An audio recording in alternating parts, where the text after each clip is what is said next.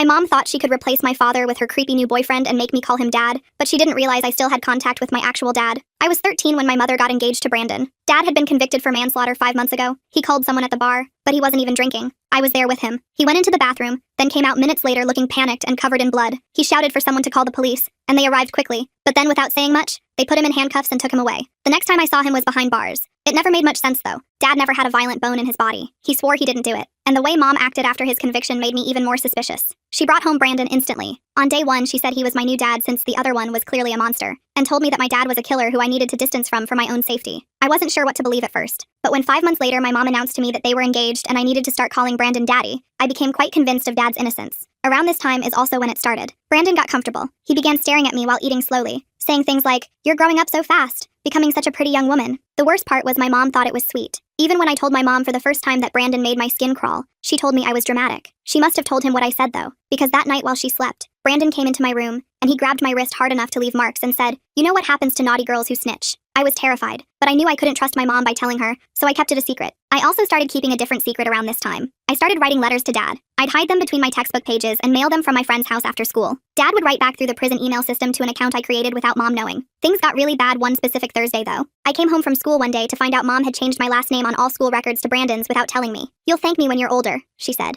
That night Brandon came into my room to celebrate being a real family now, and sat on my bed. He put his hand on my thigh and said I should be grateful to have a dad who cares. I pushed him off and locked myself in the bathroom until he left. I remember writing to Dad about that incident. The letter I got back from him was on real paper this time, and parts of it were damp and see-through, almost as if he had cried while writing it. That almost broke me. But luckily there was one thing I looked forward to, the chance to see him. His birthday was coming up, and I remember enthusiastically asking Mom if I could visit him. I told her I knew she didn't like him, but it was his birthday, just today, and for a few minutes. "Please," I said. But of course I got told no. Actually, I got told something even worse. Mom said we couldn't go because that exact weekend Brandon coincidentally had car show tickets and expected us all to go together. He specifically requested us to have adjoining hotel rooms. When I told them I'd rather visit Dad, Mom exploded. "He's a killer! You're not visiting a murderer!" When I said, "He's innocent and he's still my dad," Brandon backhanded me across the face while Mom watched. She said nothing. I was forced to go with them that weekend, and while I was sleeping, the worst happened. Brandon snuck in, he was drunk, and this time he didn't restrain himself to just a thigh grab. His hand went all the way. I had never felt so disgusting and humiliated. I remember traveling home broken. And to make matters even worse, the week we came home,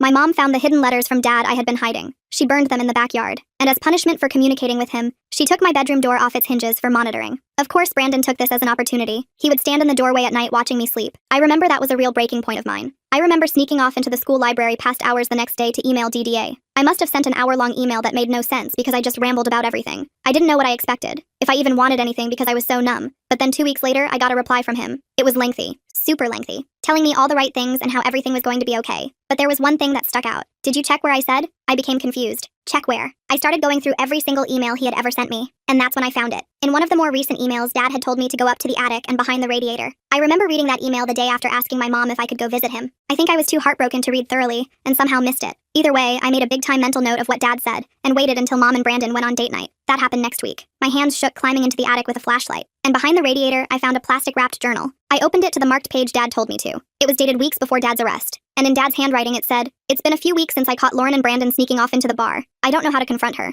I was shocked, taken aback, and that's when I heard the sound of a car pulling into the driveway that made my blood run cold. They were back early. The restaurant must have been too crowded, or maybe they'd had a fight. I could hear car doors slamming and Mom's heels clicking on the walkway. My heart pounded as I clutched the journal to my chest, knowing I had only seconds to decide what to do. I heard Brandon's heavy footsteps on the stairs, each creak of the old wood sending a jolt through my chest. My hands were shaking so bad I almost dropped the flashlight, its beam dancing wildly across the dusty attic floorboards. I shoved the journal under my shirt, the leather cover cold against my skin, and scrambled toward the attic opening, but I was too slow. Brandon's head appeared through the hole just as I reached the ladder, his dark eyes immediately locking onto mine. He stared at me for a long moment, his expression unreadable in the dim light. Then he climbed up the rest of the way, his broad shoulders barely fitting through the opening. I backed up against the wall, feeling the rough wood press into my spine, the journal pressing against my stomach under my shirt. He looked around the attic slowly, deliberately, taking in the disturbed dust that hung in the air like tiny ghosts, the moved boxes near the radiator where I'd found Dad's hidden things. He asked what I was doing up here, his voice calm, but with an edge that made my skin crawl. I told him I was looking for my old stuffed animals from when I was little, trying to keep my voice steady. He didn't believe me. I could see it in the way his jaw tightened, the way his hands flexed at his sides. He stepped closer, and I could smell the wine on his breath from dinner, mixed with his cologne that Mom said was expensive but always made me feel sick. He said I was a terrible liar, just like my father.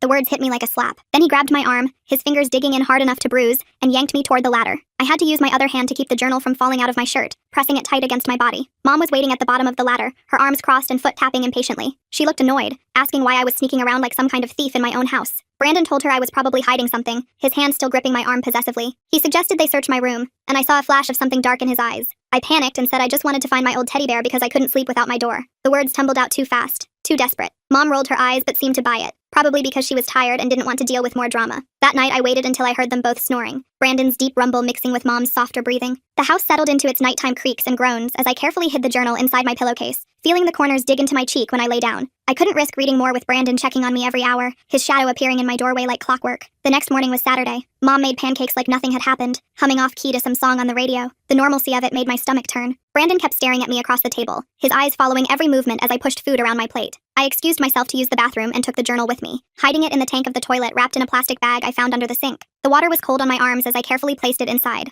At school on Monday, I snuck into the computer lab during lunch, telling my friends I had to finish an assignment. The room was empty except for the hum of old computers and the tick of the wall clock. I started taking photos of each page of the journal with my phone, angling it to avoid the glare from the fluorescent lights. My hands were still shaking, making some photos blurry. The entries went back years, Dad's familiar handwriting becoming more frantic as time went on. Dad wrote about his suspicions, about seeing Brandon's car at weird hours parked down the street, about Mom acting strange and distant. One entry mentioned finding a receipt for a motel in Mom's purse when he was looking for gum. Another talked about Brandon showing up at the bar during Dad's shifts, always watching from a corner booth, always lurking like a predator studying its prey. I uploaded everything to a cloud account I made with a fake name, my heart pounding as the progress bar slowly filled. Then I deleted the photos from my phone, checking twice to make sure they were really gone. I knew Brandon might check it. He'd been going through my things more lately. When I got home that day, he was waiting in my room, sitting on my bed like he owned the place. He'd gone through everything. My drawers were dumped out, clothes scattered across the floor like fallen leaves. My mattress was flipped, the box spring exposed. Even my old jewelry box was emptied, cheap necklaces and friendship bracelets tangled together. He asked where it was, his voice dangerously quiet. I played dumb, asking what he was talking about, trying to look confused instead of terrified. He grabbed my shoulders and shook me hard,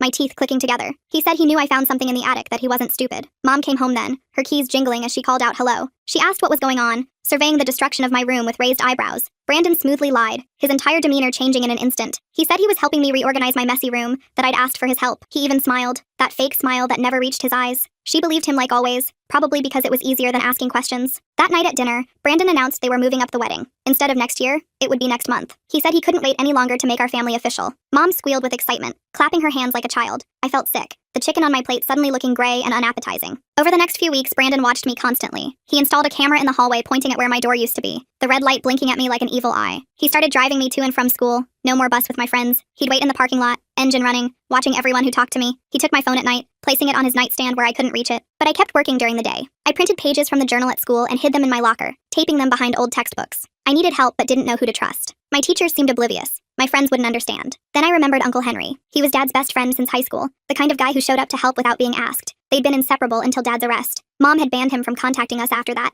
saying he was a bad influence, that he enabled Dad's violent tendencies. But I knew that was a lie. Uncle Henry was a good man who smelled like sawdust, and always had butterscotch candies in his pocket. He worked construction, and had 3 kids of his own, twin boys and a little girl who called me her big cousin. I found his number in an old address book Mom had forgotten about in the kitchen junk drawer, buried under expired coupons and dead batteries. I called him from the payphone outside school during PE class, the metal cold against my ear. I told the teacher I felt sick and needed air, clutching my stomach for effect. Uncle Henry answered on the 3rd ring, his gruff voice softening when I said who I was. I talked fast, words tumbling over each other, telling him I needed help, that Dad was innocent, that I had proof. He told me to slow down, to breathe. Then he said to meet him at the public library after school the next day. He'd tell my mom he saw me walking and offered a ride if she asked. His voice was steady, reassuring, and for the first time in weeks, I felt like maybe things would be okay. Brandon was suspicious when I said I was staying late for a group project. He grilled me about who was in my group, what the project was about, which teacher assigned it. But my history teacher backed me up when he called to check, probably annoyed at being bothered during her planning period. I practically ran to the library, my backpack bouncing against my spine. Uncle Henry was waiting in the parking lot in his old pickup truck. The red paint faded but clean. He looked older than I remembered, with more gray in his beard and deeper lines around his eyes. I showed him photos of the journal entries on my phone, swiping through them quickly. His face got darker with each one, his knuckles white as he gripped the steering wheel. He said he always knew something was off about Dad's arrest. The story never made sense. Too many holes, too convenient. He asked if I still had the actual journal. I told him where I hid it, and he nodded approvingly. He said we needed more than just Dad's suspicions. We needed real evidence, witnesses, something concrete. He knew some people who worked at the bar that night. Maybe they saw something, remembered something the police didn't bother to ask about. Over the next 2 weeks, I met Uncle Henry at the library 3 more times. Each meeting felt like a spy movie, checking over my shoulder,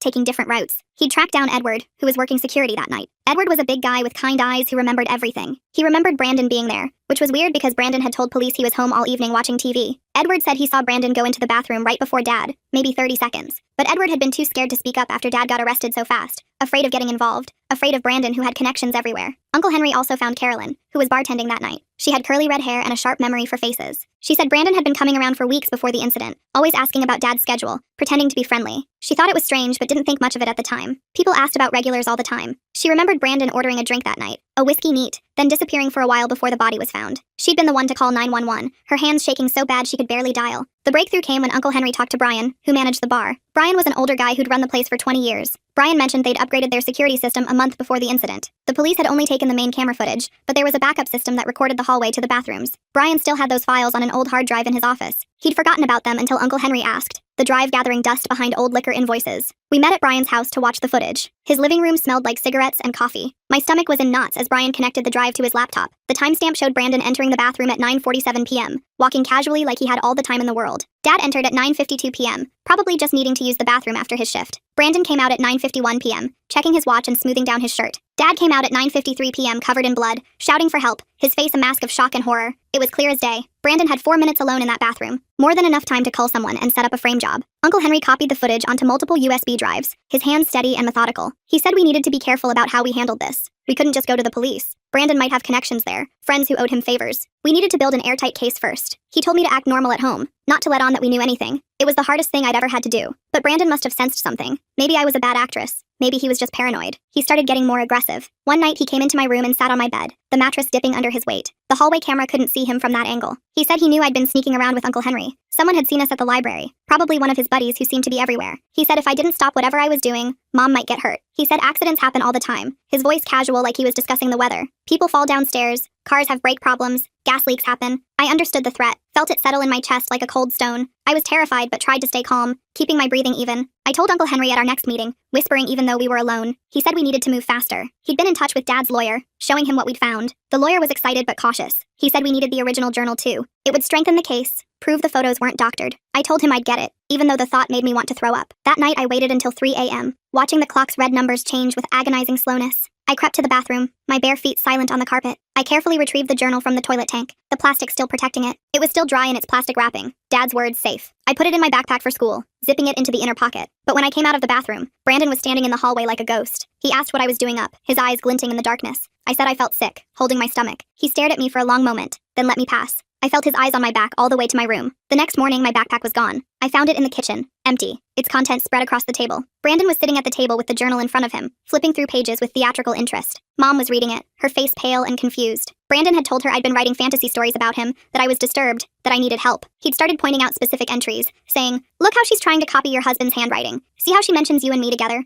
This is clearly her sick fantasy about breaking us up." Mom's confusion turned to anger as Brandon kept talking, weaving his lies with just enough truth to make them believable. Mom believed him. She said she was disappointed in me, that making up lies about Brandon was sick, that she thought I was dealing with Dad's absence better than this. I tried to tell her it was Dad's journal, but she wouldn't listen. She said I was obviously forging Dad's handwriting to frame Brandon, because I couldn't accept him as my new father. She said I needed therapy, maybe even a special boarding school for troubled teens. Brandon suggested his cousin ran one in another state. Very strict, very isolated. Good for fixing problem children who told lies and caused trouble. The way he said it made my blood run cold. I felt the walls closing in, the room spinning slightly. That day at school I found Uncle Henry's truck in the parking lot at lunch. I climbed in and broke down crying as I told him what happened. He said not to worry, we still had the footage. But when I got home that afternoon, my phone was missing from my backpack. Brandon had it. He went through everything and found my cloud account, guessing the password after 3 tries. He made me watch as he deleted all the journal photos, his finger stabbing at the screen with vicious satisfaction. He said Uncle Henry's copies wouldn't matter without the original to verify them against. He said the photos could be faked, that any decent lawyer would argue they were doctored without the original journal to compare the handwriting. The bar footage was different. That was from an official security system with timestamps that could be verified. But handwriting in photos? Too easy to forge. That night, Mom told me I was leaving for boarding school on Monday. This special place would help me deal with my delusions about Brandon. She'd already called the school. They were expecting me. It was 1,000 miles away in the mountains. No phones allowed. No outside contact for the first 6 months to avoid negative influences.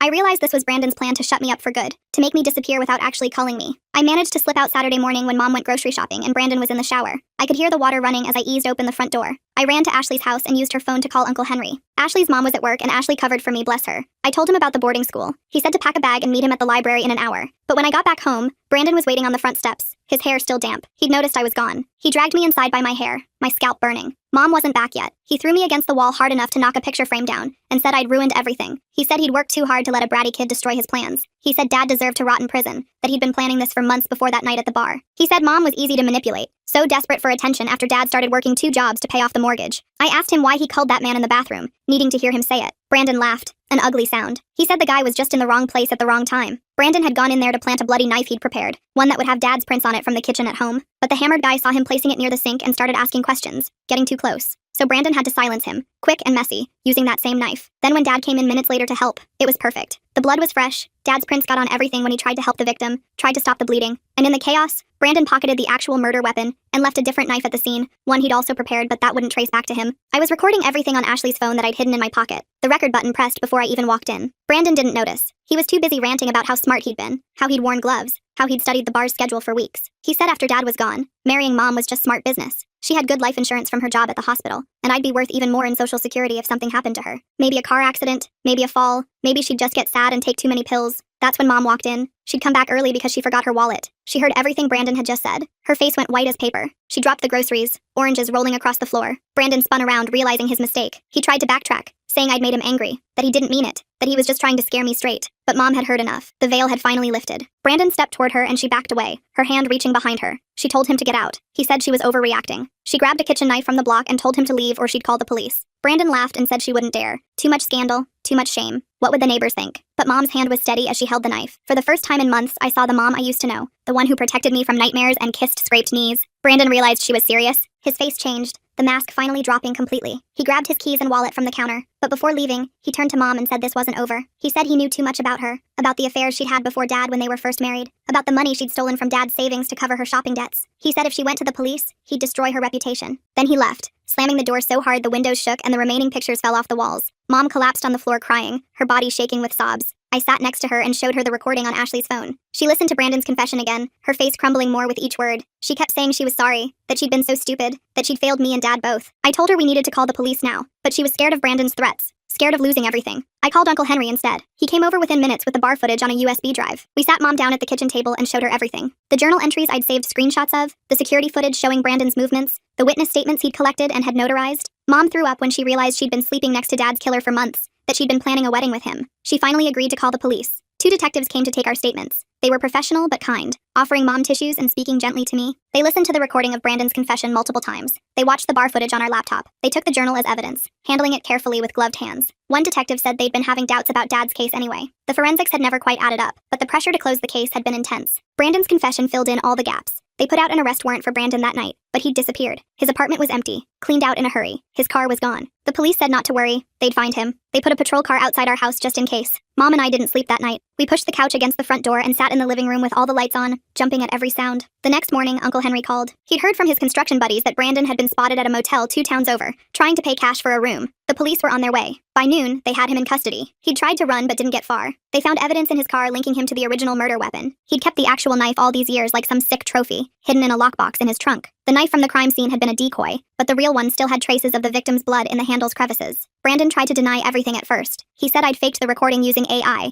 that Mom was lying to protect me because she felt guilty about Dad, but the evidence was overwhelming. The bar footage showed him entering that bathroom. His fingerprints were on the real murder weapon once they tested it properly. The forensics that hadn't matched Dad suddenly made perfect sense when applied to Brandon. Even the angle of the wounds matched Brandon's height, not Dad's. Faced with everything, Brandon finally broke. He confessed fully in exchange for a plea deal. He admitted to planning the whole thing, to framing Dad, to manipulating Mom. He even admitted to things we didn't know about. Other crimes in other states, other victims who'd been blamed for things they didn't do. The detective said Brandon was a serial predator who'd been getting away with it for years, moving from place to place, always finding vulnerable women with kids. Dad's lawyer filed for an emergency appeal based on the new evidence. The judge reviewed everything and ordered Dad's immediate release. After 8 months in prison for a crime he didn't commit, Dad was coming home. Mom and I drove to pick him up. The ride was silent except for the radio playing softly. Mom kept crying, dabbing at her eyes with tissues. I didn't know what to say, my throat tight with emotion. When the prison gates opened and Dad walked out, he looked smaller than I remembered. Thinner, older, his hair more gray than brown now, but his eyes lit up when he saw me. I ran to him and hugged him tighter than I'd ever hugged anyone. He smelled different, like industrial soap and sadness, but he was still my dad. He held me and cried into my hair, whispering that he'd missed me so much, that he'd never stopped believing I'd know the truth. Mom stood back, unsure, wringing her hands. Dad looked at her for a long moment. Then he said they'd talk later, that right now he just wanted to go home. The drive back was quiet except for Dad asking small questions. How was school? Had I grown taller? Was my favorite restaurant still open? Normal dad questions that felt anything but normal after everything we'd been through. We got home and Dad just stood in the doorway for a minute, looking around like he was memorizing everything. The house looked different without Brandon's stuff everywhere. Mom had thrown out anything he'd touched, leaving weird empty spaces on shelves and walls. Dad walked through each room slowly, running his fingers over furniture, picking up picture frames that Mom hadn't gotten around to replacing yet. That first night was awkward as hell. Dad slept on the couch even though Mom offered him their old bedroom. I heard him moving around at 3 a.m., probably couldn't sleep after months in a cell. I found him in the kitchen making coffee with shaking hands. We sat at the table in silence until he finally asked if I was okay. Really okay. I told him about Brandon, about everything. He listened without interrupting, his jaw getting tighter with each detail. When I finished, he said he was sorry he couldn't protect me. I told him it wasn't his fault. The next few days were a blur of lawyers and paperwork. Dad's lawyer was working on getting his record completely cleared, not just overturned. There was talk of compensation for wrongful imprisonment, but Dad said he didn't care about money. He just wanted his life back. Mom kept trying to talk to him, following him around the house, but he wasn't ready. He'd answer her questions with one word and find excuses to leave the room. Brandon's trial date was set for 6 months out. The prosecutor said with his confession and all our evidence, he'd probably get life without parole. They'd linked him to 3 other murders in different states, all with similar patterns. He'd frame someone close to the victim, then swoop in to comfort the grieving family. The detective said we were lucky, that his other victims hadn't survived to expose him. I went back to school, but everything felt different. Kids whispered when I walked by. Everyone knew about Brandon and Dad by now. Ashley stuck by me though, and a few other friends who actually mattered. My teachers were extra nice, which almost made it worse. I didn't want pity, I just wanted normal. But normal was gone, probably forever. Dad started working construction with Uncle Henry. Manual labor, he said, helped clear his head. He'd come home exhausted and covered in dust, but he seemed calmer. He was seeing a therapist too, some guy who specialized in wrongful conviction trauma. Dad didn't talk about the sessions, but I could see they were helping. He stopped flinching when doors slammed, stopped checking locks obsessively. Mom moved out after 2 weeks. She rented a small apartment across town, said she needed space to figure things out. I was relieved, honestly. The tension when her and Dad were in the same room was suffocating. She'd betrayed him in the worst way possible, even if Brandon had manipulated her. Some things you can't come back from. She asked if I wanted to stay with her sometimes, but I said no. I needed to be with Dad. The divorce papers came a month later. Dad signed them without reading them, just wanted it over. Mom gave him everything. The house, the car, full custody of me. Her guilt was eating her alive. She started seeing a therapist too, trying to understand how she'd been so blind. I felt bad for her sometimes, but then I'd remember how she chose Brandon over Dad, how she didn't believe me, and the sympathy would dry up. Uncle Henry became a regular at our house. He'd bring his kids over on weekends and we'd have cookouts like the old days. His twins, Elijah and John, were only 8, but they idolized Dad. They didn't care about his past, just that he could throw a football and tell funny stories. His daughter Deborah was my age and we got close fast. She understood what it was like to have your family turned upside down. Her mom had left when she was 10. 3 months after Dad got out, I had to testify at a pretrial hearing. The prosecutor said my testimony would help ensure Brandon couldn't claim insanity or coercion. I wore my nicest dress, the blue one Dad bought me for my birthday 2 years ago. My hands shook as I swore to tell the truth. Brandon sat at the defense table in an orange jumpsuit, looking smaller than I remembered. He tried to catch my eye, but I stared straight ahead. I told them everything. About the threats, the touching, the night at the hotel. The judge had to call a recess when I talked about finding Dad's journal because I started crying too hard to continue. Dad wasn't allowed in the courtroom since he might be called as a witness later, but Uncle Henry was there. He gave me a thumbs up from the gallery, reminding me I was brave, that I could do this. Brandon's lawyer tried to make me look like a confused kid, asking if maybe I'd misunderstood Brandon's intentions. I stayed calm and repeated what happened, exactly as it happened. The prosecutor showed the recording from Ashley's phone, and Brandon's face went gray. His lawyer asked for a plea deal that afternoon, 25 to life instead of life without parole. The prosecutor said no way. After the hearing, reporters tried to talk to us outside the courthouse. Dad shielded me with his body as we pushed through them to Uncle Henry's truck. They shouted questions about forgiveness, about moving forward, about how it felt to see Brandon in chains. We didn't answer. There was nothing to say that would make them understand. This wasn't entertainment. It was our life. Mom started sending me letters, long rambling apologies about how she failed as a mother, how she should have seen the signs. I read the first few, then started throwing them away unopened. Dad said I should consider forgiving her eventually, for my own peace, not hers, but I wasn't ready. Maybe I'd never be ready. She'd chosen a monster over her own family. Some things are unforgivable. Brandon's actual trial was brutal. They brought in his other victims' families, showing pattern after pattern of his behavior. One woman from Arizona testified about how he dated her after her husband died in a suspicious accident. She'd gotten bad vibes and dumped him, probably saved her own life. Another family from Nevada talked about their son who was serving time for a murder that sounded exactly like Dad's case. The prosecutor said they were reopening that case too. Dad testified on day 3. He wore his only suit, the one from their wedding that he'd kept for some reason. He talked about finding the body, about trying to help, about the confusion when they arrested him. He talked about prison, about missing my birthday,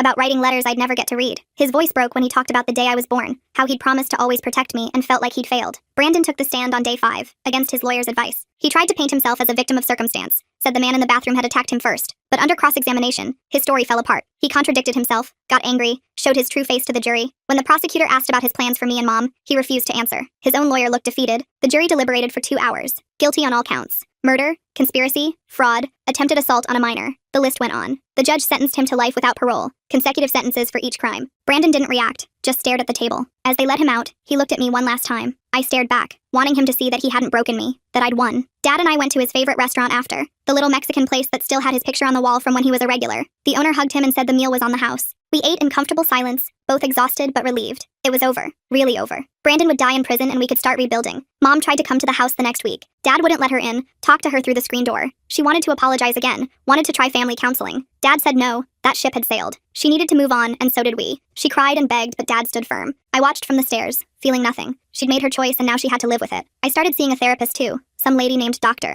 Cheryl who specialized in trauma. She helped me process everything, taught me it wasn't my fault, that I'd been incredibly brave. Some days I believed her, some days I didn't. But slowly, the nightmares stopped. I stopped checking locks obsessively, stopped flinching when men walked behind me. Progress came in small steps. Dad and I developed new routines. Sunday breakfast at the diner, Wednesday movie nights, helping Uncle Henry with projects on Saturdays. We talked more than we ever had before, about everything. School, friends, the future. He helped me with homework even though math wasn't his strong suit. He came to every school event, cheering too loud at my mediocre clarinet performances. We were learning how to be a family again, just the two of us. 6 months after the trial, Dad met someone. Carolyn, the bartender who testified, started coming around. First just as a friend, then something more. She made Dad laugh, real laughs, not the forced ones he'd been doing. I liked her. She didn't try to be my mom, just treated me like a person. She'd bring takeout and we'd watch bad movies, making fun of the plot holes. Dad smiled more when she was around. Mom eventually stopped trying to contact us. I heard from Ashley's mom that she'd moved to another state, starting fresh where nobody knew her story. Part of me hoped she'd find peace. Part of me didn't care. She'd been so easily fooled, so quick to replace Dad. Maybe Brandon had seen that weakness in her from the start. Maybe that's why he'd picked our family to destroy.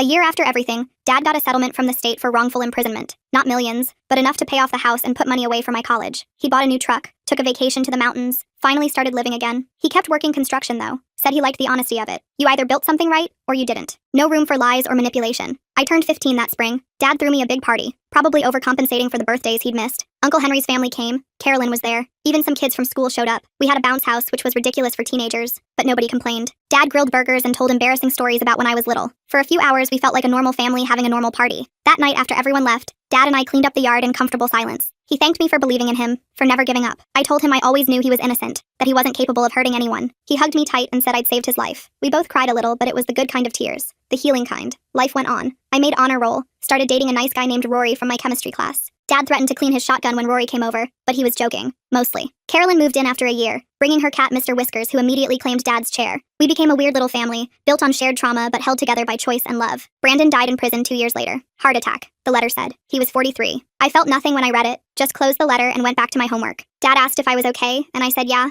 I really was. Brandon had been dead to me since the day they sentenced him. His actual death was just paperwork, nothing more. Mom sent a card for my 18th birthday. Just signed it, Love Mom, with no return address. I kept it for some reason, tucked in my desk drawer with other things I couldn't quite throw away. Dad said maybe someday I'd want to find her, make peace. Maybe he was right. Or maybe some bridges were meant to stay burned. Time would tell. I got into college on a full scholarship, planning to study criminal justice. Maybe become a lawyer, help other families torn apart by lies. Dad cried at graduation, embarrassing me in front of everyone. Carolyn took a million pictures while Uncle Henry's family cheered from the bleachers. My chosen family, the one that stood by me when everything fell apart. The night before I left for college, Dad and I sat on the porch swing, watching fireflies. He told me he was proud of me, that I'd become an amazing young woman despite everything. I told him I loved him, that he was the best dad anyone could ask for. We sat in comfortable silence. No need for more words. We'd survived the worst thing imaginable and came out stronger. That was enough. Looking back now, I sometimes wonder what would have happened if I hadn't found Dad's journal that night. If Brandon had succeeded in sending me away, if Mom had married him, if Dad had died in prison believing nobody cared. But I did find it. I did fight back. And sometimes that's all you can do. Fight for the truth and hope someone listens. In our case, they finally did.